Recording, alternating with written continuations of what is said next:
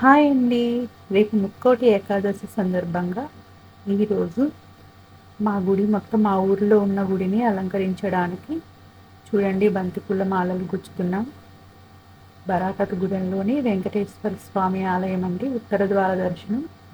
స్వామివారు ఉత్తరం వైపుకే తిరిగి ఉంటారు.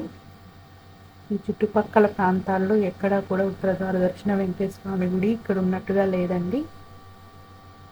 ఈ గుడిని అలంకరించడానికి చూడండి సేవకు వచ్చాము మేమందరం. ఈరోజు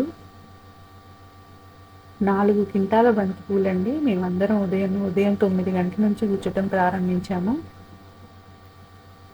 సాయంత్రం వరకు గుచ్చుతూనే ఉన్నామండి.